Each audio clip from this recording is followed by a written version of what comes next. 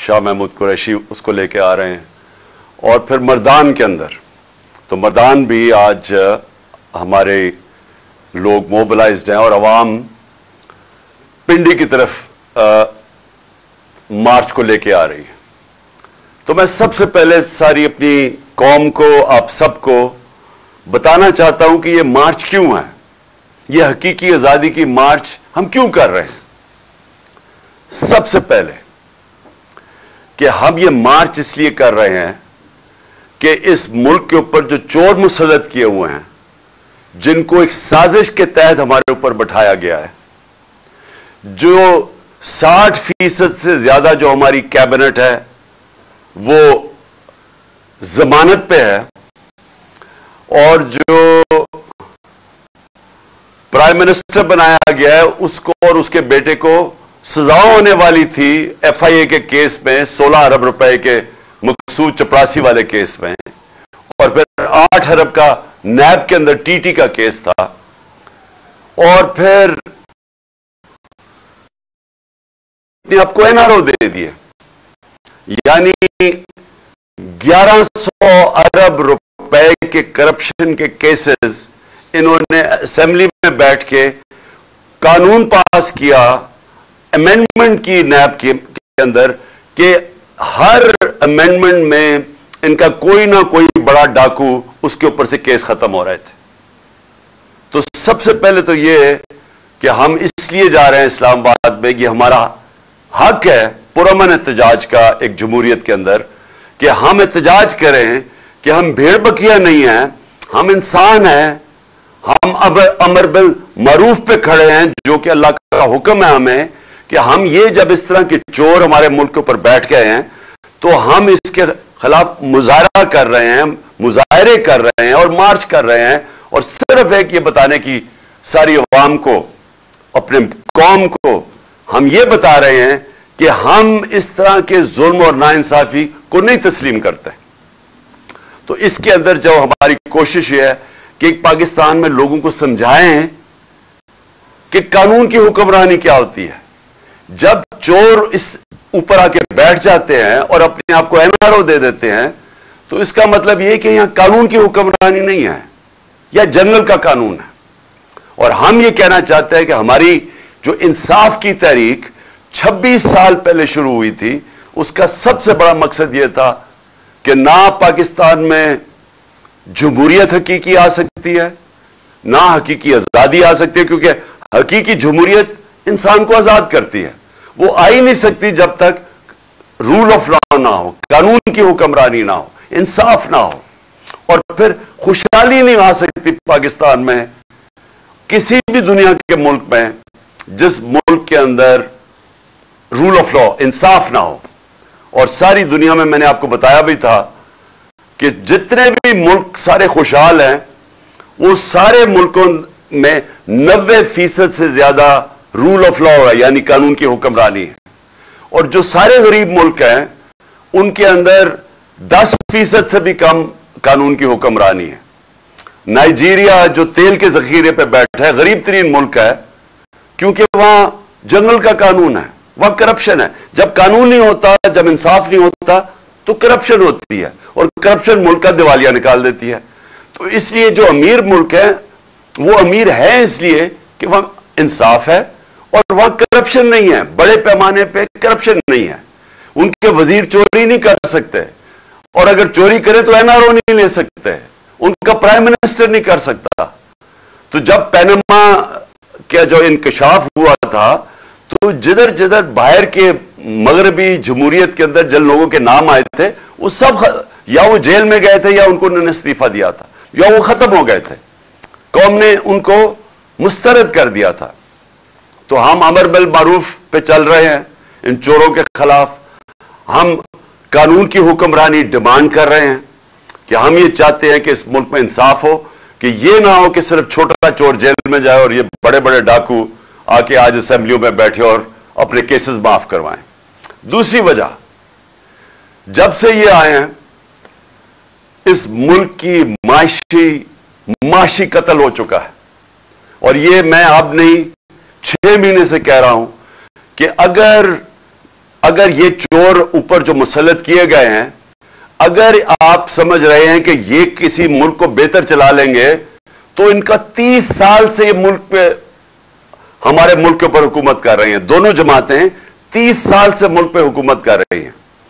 ان کے 30 سال میں بار بار اپنی قوم کو بتاتا ہوں کہ ڈاکٹر عشرت حسین نے اپنی کتاب میں لکھا ہے کہ جب سے یہ دو خاندان آئے ہیں 90 کی دہائی میں، ہندوستان بھی ہمارے سے آگے نکل گیا، بنگلہ دیش بھی ہمارے سے آگے نکل گیا. یاد رکھیں کہ 90 سے پہلے پاکستان معاشی طور پہ، ہر طور پہ بنگلہ دیش سے بھی آگے تھا، ہندوستان سے بھی آگے تھا. لیکن ان دو خاندانوں کے آنے کے بعد یہ امیر ہوتے گئے اور قوم مقروض ہوتی گئی. تو ہم کیا چاہتے ہیں؟ ہم چاہتے ہیں صاف اور شفاف الیکشن ہو، ایک نئی گورنمنٹ آئے، تاکہ سیاسی استحکام سے ہماری معیشت میں استحکام آئے. پولیٹیکل سٹیبلٹی ہوگی تو معاشی طور پہ سٹیبلٹی ہوگی. اور میں پھر سے آپ کو یہ کہہ دوں کہ کل میں نے آپ کو کہا تھا کہ پاکستان جب ہم آئے تھے مارچ میں، تو پاکستان کا جو رسک ہے، یعنی اپنے قرضوں کی قسطیں واپس کرنے میں جو رسک تھی یا خطرہ تھا، وہ 5% تھا. کل وہ 64.5% پہ پہنچ گیا تھا. اور آج صبح جو آج آپ اخبار پڑھیں تو 75% پہ پہنچ گیا ہے. یعنی کہ آج باہر کی دنیا سمجھتی ہے کہ اگر وہ پاکستان کو قرضہ دیں تو 75% چانس ہے کہ پاکستان قرضے واپس نہیں کر سکے گا، ڈیفالٹ کر جائے گا. اور یہ اتنا خطرناک ہے کیونکہ جب یہ دنیا یہ دیکھتی ہے تو کوئی باہر کی دنیا پاکستان میں سرمایہ کاری نہیں کرے گی. کوئی بھی کمرشل بینکس بیرونی پاکستان کو قرضے نہیں دیں گے. اور اندر بھی جب لوگوں کو یہ خطرہ ہو کہ پاکستان ڈیفالٹ پہ جائے گا، تو ڈیفالٹ کا مطلب پھر میں آج آپ سب کو بتا دوں، اس کا مطلب یہ ہے کہ اگر ہم اپنے قرضوں کی قسطیں واپس نہیں کرتے تو باہر سے سارا ڈالر آنے ختم ہو جائیں گے. اور ڈالر جب کم ہو جائیں گے، اور جب وہ کم ہوں گے تو ڈالر کی قیمت اوپر چلی جائے گی، روپیہ گر جائے گا. اور جب روپیہ گرے گا تو اس ملک میں ایک اور طوفان مہنگائی کا آئے گا. تیل، بجلی، پٹرول، جتنی چیزیں باہر سے منگواتے ہیں وہ سب مہنگی ہو جائیں گی، ہر چیز مہنگی ہو جائے گی. تو ایک تو مہنگائی آئے گی اور غربت بڑھے گی. دوسرا، اگر آج میں سرمایہ کاری کرنا چاہتا ہوں تو میں سوچوں گا کہ کیوں میں اپنا پیسہ کسی کارخانے میں لگاؤں جبکہ میں وہ اسی پیسے کا ڈالر خرید لوں، کیونکہ روپے تو نیچے جا رہا ہے اور ڈیفالٹ کی طرف جا رہا ہے. اس لیے یہ خطرہ ہے. اور اس لیے ضروری یہ ہے کہ ہم اس ملک میں صاف اور شفاف الیکشن کروا کے پاکستان کو اس دلدل سے نکالیں جس میں ہم بڑی تیزی سے کھپتے جا رہے ہیں. تو یہ پھر سے یاد رکھ لیں کہ کل ہمارا ڈیفالٹ کی جو رسک تھی وہ تھی 64.5%. پھر سے کہ جب ہم آئے تھے، ہم جب آخر میں تھے، ہماری جب حکومت جانے لگی تھی تو وہ 5% تھی. کل 64.5% پہ تھی اور آج 75% پہ ہے. کہ اور لوگ سمجھ رہے ہیں کہ پاکستان کی معیشت ڈوبتی جا رہی ہے اور وہ اس میں اتنی طاقتیں نہیں کہ اپنے قرضوں کی قسطیں واپس کر سکے. تو اس لیے بھی اس ملک کو نکالنے کے لیے ایک ہی راستہ ہے، الیکشنز. اور ہمیں پتہ ہے کہ الیکشنز کیوں نہیں ہوں گے جلدی، کیونکہ نواز شریف خاص طور پہ اور زرداری دونوں ڈرے ہوئے ہیں کہ اگر آج الیکشنز ہوں گے تو یہ ہار جائیں گے. تو انہوں نے جو بائی الیکشنز ابھی ہوئے ہیں تو 75% بائی الیکشن تو تحریک انصاف جیت گئی ہے. اس کے باوجود کو ان کو پوری مدد تھی الیکشن کمیشن کی، ان کو پوری مدد تھی اسٹیٹ مشینری کی، ان کو مدد تھی اسٹیبلشمنٹ کی، اس کے باوجود یہ ہار گئے. تو آج یہ ڈرے ہوئے ہیں کہ اب الیکشن میں ہم کیسے جائیں. لہذا اپنے آپ کو بچانے کے لیے یہ ملک کو تباہی کی طرف لے کے جا رہے ہیں. اور میں اسی لیے کہتا ہوں کہ ان دو لوگ اور خاص طور پہ نواز شریف جو باہر بیٹھا ہوا ہے، اتنا اہم پوزیشن جو اس ملک کی نیشنل سیکیورٹی کے لیے ہے کہ ملک کا آرمی چیف، اس کی تعیناتی، ये दो नाअहल हैं इस चीज के लिए, क्योंकि इनके मफादात पाकिस्तान के मफादात से नहीं मिलते। नवाज शरीफ तो बाहर बैठा हुआ है, पैसे बाहर हैं, बच्चों ने बरतानिया पासपोर्ट ले लिया है, इनके बड़े बड़े महल्लात हैं, इनकी बिजनेसेस बाहर हैं। कितना है कि कितनी फिक्र होगी इसको पाकिस्तान की कि मैं इतने अहम ओहदे में मेरिट पे फैसला करूं। इसने मेरिट में जिंदगी में कभी फैसले नहीं किए, और लिहाजा हम ये समझते हैं कि ये बड़ा अहम टाइम है पाकिस्तान में, इसमें फैसले मेरिट पे होने चाहिए, और खास तौर पे आर्मी चीफ के। और मैं ये अब देख रहा हूं कि हुकूमत ने फैसला किया कोई आर्मी एक्ट के अंदर तब्दीली लाने के लिए। मैं उनकी तो बात नहीं कर रहा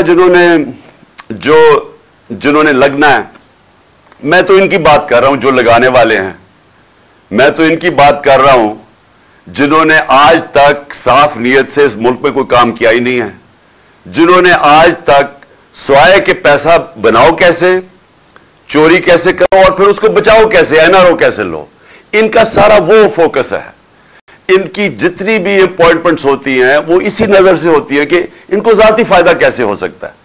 तो अगर ये फैसला कर रहे हैं और आर्मी एक्ट में चेंज लेके आ रहे हैं, मुझे खतरा ये है कि ये अपने आप को अपने मुफादात के लिए, या ये समझते हैं कि हमें फायदा है इसमें, उसमें ये इदारों को नुकसान पहुंचा रहे हैं। इन्होंने पंजाब पुलिस तबाह की, अब्बास खान आईजी की 1993 के अंदर। लाहौर हाई कोर्ट में रिपोर्ट है कि इन्होंने कैसे पैसे लेके पुलिस वालों को भर्ती किया। उनकी रिपोर्ट है कि इन्होंने कैसे मुजरिमों को पुलिस में भर्ती किया। ये 93 की रिपोर्ट है। तो लिहाजा हम ये समझते हैं कि जो भी अपॉइंटमेंट हो वो मेरिट के ऊपर हो, और वो हो जो कि हमारे इदारे को मजबूत करे। और उसके अलावा मैं एक और चीज पे आज बात करना चाहता हूं। कैंपेन मेरे खिलाफ जब से मैं हुकूमत से गया हूं, हर थोड़ी देर के बाद कैंपेन आ जाती है। कैंपेन शुरू कैसे होती है? नून लीग और जियो और जंग ग्रुप मिलके ये कैंपेन बनाते हैं। उस कैंपेन को उठा के फिर ये इलेक्शन कमीशन के पास लेके जाते हैं। इलेक्शन कमीशन में बैठा हुआ आदमी जो चीफ इलेक्शन कमीशन, वो इनका खास आदमी है। वो उनके साथ मिलकर फिर हमारे ऊपर फॉरेन फंडिंग केस मसलन वो ले आता है, और हमें मीडिया के अंदर बुरा भला कहा जाता है कि जी तबाह कर दिया इन्होंने, पकड़े गए, अब पार्टी को अब बैन कर दिया जाएगा फॉरेन फंडिंग केस के अंदर। और हम बार बार अपनी सारी सफाइयां पेश करते हैं। हम अपनी सारे जो फॉरेन फंडिंग के अंदर जो इन्होंने नाम लिया था, उसके ऊपर जिन लोगों ने हमें पैसे दिए उनके नाम देते हैं। 40,000 के जो हमारे डोनर्स हैं उनके नाम देते हैं, और ये है 10 साल पुरानी चीजें। हम सारा रिकॉर्ड देते हैं, उसके बावजूद वो कोई ना कोई चीज उठाते हैं, एफआईए को हमारे ऊपर छोड़ देते हैं, किसी तरह साबित करने की कोशिश करते हैं कि इन्होंने कोई गलत काम किया। थोड़ी पहले प्रोपेगेंडा करते हैं, फिर कहते हैं कि जी फिर पता चल रही है ये फॉरेन फंडिंग तो थी नहीं, अब जी प्रोहिबिटिव फंडिंग आ गई है, और उसके बाद वो केस अपने पास रख लेते हैं। तो पहले तो वो चलता रहता है, और फिर ये तोशाखाना से सामने आ जाता है, वही इलेक्शन कमिश्नर उसको उठा देता है। ये नहीं पता कि नैब के अंदर केस पड़े हुए हैं नवाज शरीफ, यूसुफ रजा गिलानी और आसिफ जरदारी के। 4 गाड़ियां इन्होंने निकाली, 4 बड़ी बड़ी महंगी गाड़ियां तोशाखाना से निकाली। वो नैब में केस है, और कब है? 10 साल पुराना केस है, और वो केस पड़ा हुआ है। इनको कोई नहीं पूछता, वो बिल्कुल गैर कानूनी हैं, क्योंकि आप गाड़ी निकाल ही नहीं सकते तोशाखाना से। मुझे भी एक गाड़ी मिली थी, आप निकाल ही नहीं सकते, और जो निकाल सकते चीजें उसका रिकॉर्ड होता है, आप पैसे जो भी उसकी फॉर्मेलिटी होती है। अब इन्होंने तोशाखाना उठाया हुआ है। मेरे वकील ने इनकी सारी चीजें एक एक चीज का जवाब दिया। अब इन्होंने एक नया काम किया। कल इन्होंने वही जो कॉम्बिनेशन जियो नून लीग, और उसके बाद इन्होंने एक फ्रॉड को पकड़ा। यानी अगर आपने कोई गलत काम करना है तो उसमें भी कोई अकल होनी चाहिए, लेकिन ये इतने बेवकूफ हैं, क्योंकि मुझे जुराइम पेशा लोग हैं ये। इन्होंने बैठ के जिस आदमी को लेके आए, वो सोशल मीडिया ने सारा बता दिया कि वो एक भागा हुआ है नॉर्वे से, उसके ऊपर कितने केसेस हैं, उसने पाकिस्तान की एफआईए ने उसके ऊपर केसेस थे, यहां मांगने की कोशिश की, यानी उसकी पूरी तारीख है। उस फ्रॉड को इन्होंने कहा कि जनाब पूरा एक प्रोग्राम किया कि उसने कहा जी इमरान खान की घड़ी और इतनी महंगी बिक गई। और मैं इनकी अकल पे हैरान हूं कि वो सारा केस, वो जो रसीद है वो तो पड़ी हुई है तोशाखाना के अंदर, यानी कितने की घड़ी बिकी है, वो सब कुछ है, रिकॉर्ड अवेलेबल है। और इन्होंने पूरा प्रोपेगेंडा कैंपेन की। तो मैंने फैसला किया है कि मैं आप पहले मैंने तो उसके ऊपर भी करनी थी, फॉरेन फंडिंग के ऊपर भी। इस इलेक्शन कमीशन ने मेरे पर डाला कि इमरान खान को पता होते हुए कि ये गलत फंडिंग है, उसके बावजूद इसने उसकी इजाजत दी। मैं तो उसके ऊपर भी, इसके ऊपर इलेक्शन कमीशन के ऊपर मैंने हर्जाना करना था। लेकिन मैं आज अफसोस से ये कहना मुझे पड़ता है कि हमारा जो इंसाफ का निजाम है उसमें मुझे उम्मीद नहीं है कि मुझे कोई मिलेगा, इंसाफ मिलेगा। लिहाजा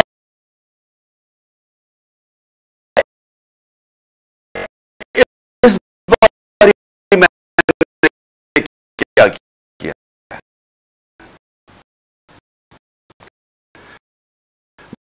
मैं जियो ग्रुप के खिलाफ लंदन में केस कर रहा हूं। मैंने वकील से बात कर दी है।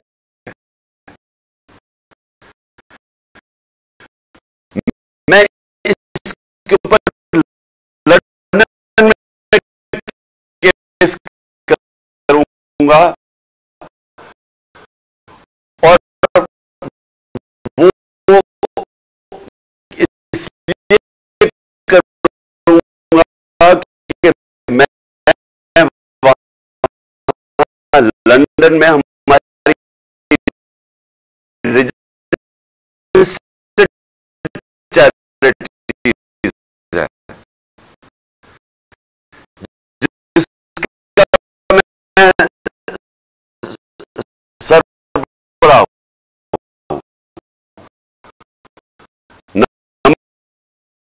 यूनिवर्सिटी और शौकत खानम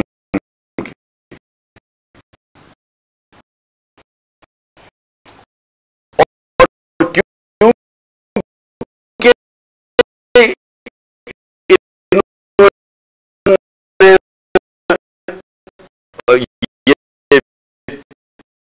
वहां भी चलता है,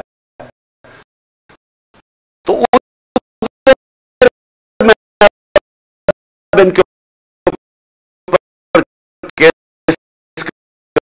करूंगा कि ये जो मेरे ऊपर इन्होंने जो मेरी किरदार कुशी की है, अब ये वहां जवाब देंगे, क्योंकि हम पैसे इकट्ठे करते हैं शौकत खानम के लिए और नमल के लिए। तो लिहाजा मैं लंदन में भी केस करूंगा, ये जो शख्स है, ये जो फ्रॉड है, इसके ऊपर मैं दुबई में भी केस करूंगा, और इनके ऊपर, ये जियो के ऊपर दुबई में भी केस करूंगा, और पाकिस्तान में भी केस करूंगा। और मैंने फैसला किया है कि अब हम इनको इसलिए अदालत में लेके जाएंगे कि हम साबित करेंगे कि इनका जो तौर तरीका है, ये जो जियो ग्रुप है, ये इस मुल्क के अंदर प्रोपेगेंडा करता है। ये जो जियो ग्रुप है, इसका मकसद इस मुल्क के अंदर आजादी सहाफत नहीं है।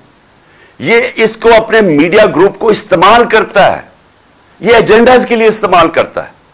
ये जो इन्होंने आदमी को पकड़ा और जो दुबई में ये जो सारा दुबई से और ये जो प्रोग्राम किया है, अगर ये दयानतदारी से सहाफत करते तो इनको पता था कि ये फ्रॉड आदमी है। कभी एक आदमी, जिस आदमी की क्रेडिबिलिटी कोई नहीं है, उससे तुम 10 दफा सोचते हो कि उससे ही आप उसके नाम पे ये प्रोग्राम कर रहे हो। तो अगर आप ईमानदारी से सहाफत करते, आप कभी ऐसे गवाह को नहीं लेते। लेकिन इन्होंने उसको पूरी तरह, उस प्रोग्राम को ऐसे बनाया, اس گواہ کو کہ جیسے واقعی یہ سچ ہے.